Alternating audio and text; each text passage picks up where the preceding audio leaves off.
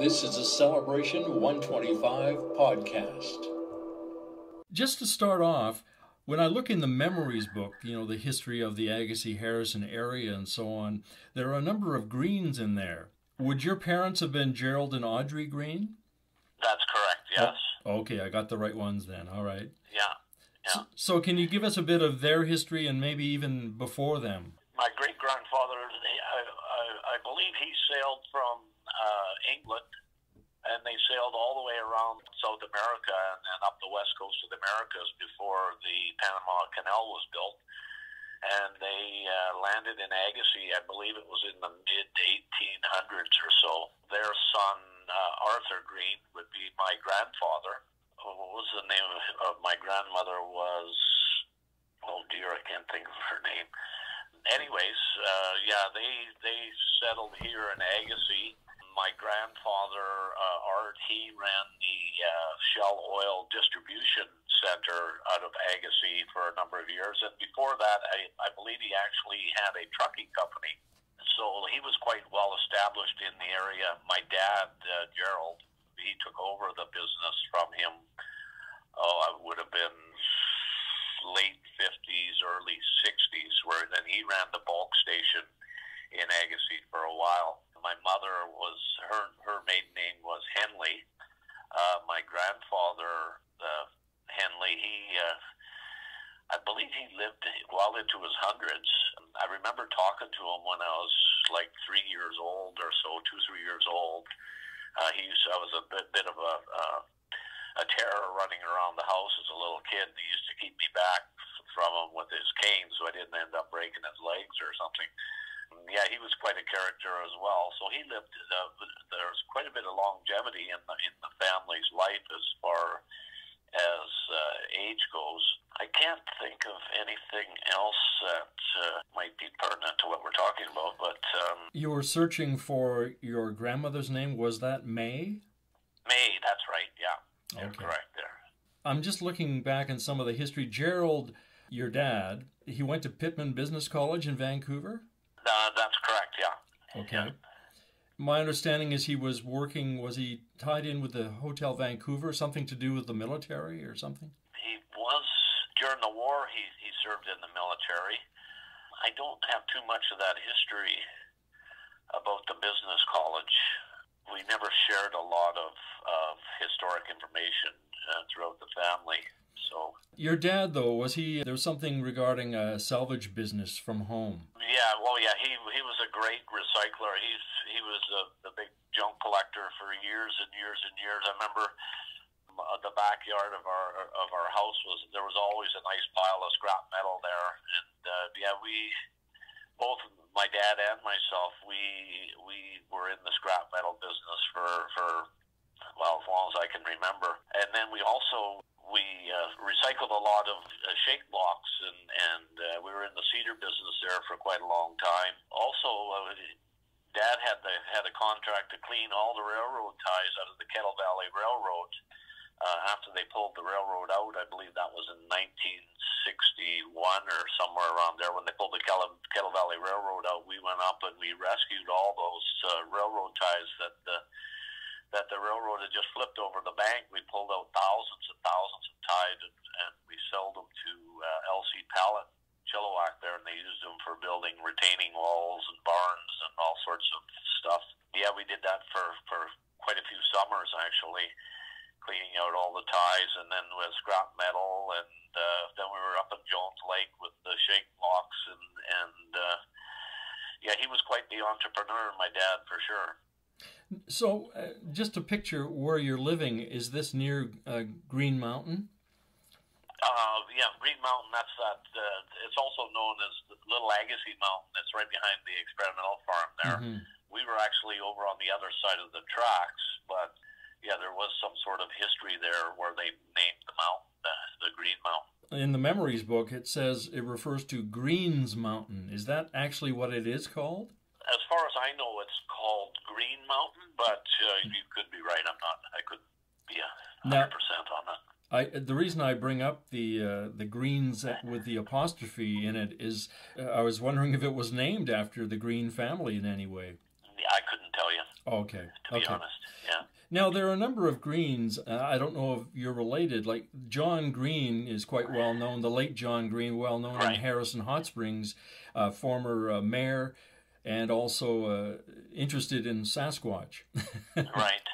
Yeah. That Green family was not related to us. Oh, I see. Okay. But we were quite close. I actually worked with Jim Green, John's son, in the film industry. We worked together as a contract partners for probably like 10, 12 years in the film industry in Vancouver. So the two families were also always quite close, but we weren't related at all, no. Now, you have brothers and sisters. Are they all still with us? Yes, the three brothers, Gordon, Bill, and Randy, and my sister Bonnie, who lives up in I can't think of the name right now, but in the interior.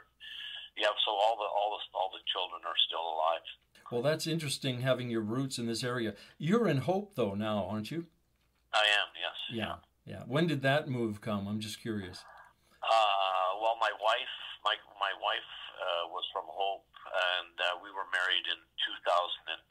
So ever since then, she lived in Hope, and so it was a natural move for me. I've always liked Hope. It's a beautiful little community. So yeah, it was a natural fit for me. Mm-hmm. Do you have any stories about some of your memories through your teen years and so on in the Agassiz area, going back to how things have changed so much over the decades? Well, I remember being raised as a teenager in Agassiz. I think my biggest hangout was at Spud Dyer's pool hall in Agassiz. We spent a lot of time there. It was like the social center for the teenagers in Agassiz. Where was the pool hall situated? It was located right beside the old post office on Pioneer there in Agassiz. Okay. Mm-hmm. And yeah, right across from the Pioneer Park, close to the high school. Yeah, that was the recreational center, pretty much especially for the boys. Anyways, there wasn't a heck of a lot to do in Agassiz back in the days. Yeah. So. I know some people recently on Life in Agassiz on Facebook have drawn attention to the former one-time Chuck Wagon Cafe where Highways 7 and 9 cross. That's true too. I almost forgot all about that. Yeah, that was what we called it, Starvation Corner. Used to hang out. There. Whenever the pool hall wasn't open, that would be the Chuck Wagon Cafe. That was right beside our old principal's. Bill Duncan lived right beside Chuck Wagon Cafe. Mm-hmm. Which is now where Rusty's is located. That's correct, yeah. There's a second-hand depot or something, I believe. West on Highway 7 from where the Chuck Wagon was, and you just go along a ways where there used to be the motel and a pub in that area near Ashton Road or Davis Lane. I understand that was quite a great place to go to for dances and so on. Yeah, that's right. It was actually the very first, one of the very first stripper bars in the province. But it was a really popular place ever since it was built pretty much until they tore it down. Yeah, the family. What was the name again? I'm getting old. I can't remember names anymore. But anyways, yes, it was quite the hangout. Yeah, well, it's a beautiful area. And did you ever take it for granted, or did you have days where you would say, man, am I ever blessed to live in this beautiful Agassiz-Harrison Valley? And, I still say that. And it is a beautiful place. And it's so family-oriented. Like, everybody knows everybody, and, there's not really any secrets.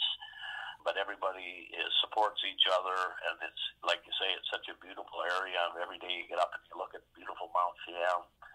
And then we had Harrison Lake that we hung out in the summer times, and it was just a fantastic area to grow up in. I feel really blessed even to this day. We had such great teachers in our schools. Yeah, I don't have a negative word that I could say about any of it. Is there any name dropping or a movie title dropping you can pass along to us? You're a motion picture technician, correct? That's right, yeah.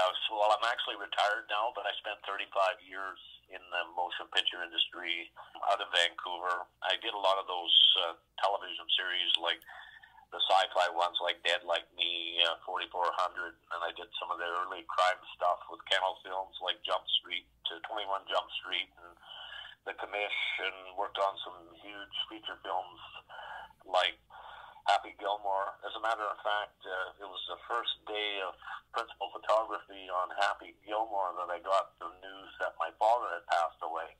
So I was consoled by my friend Adam Sandler and our director, Dennis Dugan, gracefully let me go home that day, and they stuck with me right to the end, and it made the whole ordeal much easier to handle, for sure.